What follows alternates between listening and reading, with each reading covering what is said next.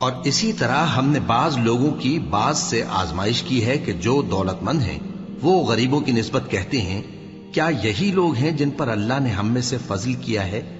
کیا اللہ شکر کرنے والوں سے واقف نہیں؟ اور جب تمہارے پاس ایسے لوگ آیا کریں جو ہماری آیتوں پر ایمان لاتے ہیں تو ان سے کہو سلام علیکم، تمہارے رب نے اپنی ذات پاک پر رحمت کو لازم کر لیا ہے کہ جو کوئی تم میں سے نادانی سے کوئی بری حرکت کر بیٹھے پھر اس کے بعد توبہ کر لے اور نیکوکار ہو جائے تو وہ بخشنے والا ہے، مہربان ہے۔ اور اسی طرح ہم اپنی آیتیں کھول کھول کر بیان کرتی ہیں تاکہ تم لوگ ان پر عمل کرو، اور اس لیے کہ گناہگاروں کا رستہ ظاہر ہو جائے۔ اے پیغمبر، کفار سے کہہ دو کہ جن کو تم اللہ کے سوا پکارتے ہو مجھے ان کی عبادت سے منع کیا گیا ہے۔ یہ بھی کہہ دو کہ میں تمہاری خواہشوں کی پیروی نہیں کروں گا، ایسا کروں تو گمراہ ہو جاؤں اور ہدایت یافتہ لوگوں میں نہ رہوں۔ کہہ دو کہ میں تو اپنے پروردگار کی دلیل روشن پر ہوں اور تم اس کی تکذیب کرتے ہو۔ جس چیز یعنی عذاب کے لیے تم جلدی کر رہے ہو وہ میرے پاس نہیں ہے، ایسا حکم اللہ ہی کے اختیار میں ہے۔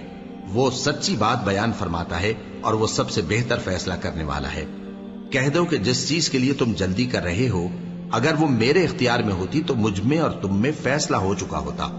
اور اللہ ظالموں سے خوب واقف ہے۔ اور اسی کے پاس غیب کی کنجیاں ہیں جن کو اس کے سوا کوئی نہیں جانتا،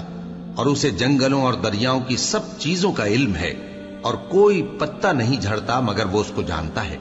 اور زمین کے اندھیروں میں کوئی دانہ اور کوئی ہری یا سوکھی چیز نہیں ہے مگر کتاب روشن میں لکھی ہوئی ہے۔ اور وہی تو ہے جو رات کو سونے کی حالت میں تمہاری روح قبض کر لیتا ہے اور جو کچھ تم دن میں کرتے ہو اس سے خبر رکھتا ہے،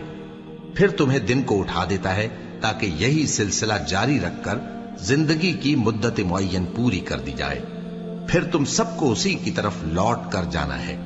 پھر وہ تم کو تمہارے عمل جو تم کرتے رہتے ہو ایک ایک کر کے بتائے گا، اور وہ اپنے بندوں پر غالب ہے اور تم پر نگہبان مقرر کیے رکھتا ہے، یہاں تک کہ جب تم میں سے کسی کی موت آتی ہے تو ہمارے فرشتے اس کی روح قبض کر لیتے ہیں اور کسی طرح کی کوتاہی نہیں کرتے۔ پھر قیامت کے دن تمام لوگ اپنے مالک برحق اللہ تعالی کے پاس واپس بلائے جائیں گے۔ سن لو کہ حکم اسی کا ہے اور وہ نہایت جلد حساب لینے والا ہے۔ کہو بھلا تم کو جنگلوں اور دریاؤں کے اندھیروں سے کون نکال لاتا ہے جبکہ تم اسے عاجزی سے اور چپ کے پکارتے ہو اور کہتے ہو اگر اللہ ہم کو اس تنگی سے نجات بخشے تو ہم اس کے بہت شکر گزار ہوں۔ کہو کہ اللہ ہی تم کو اس تنگی سے اور ہر سختی سے نجات بخشتا ہے، پھر بھی تم اس کے ساتھ شرک کرتے ہو۔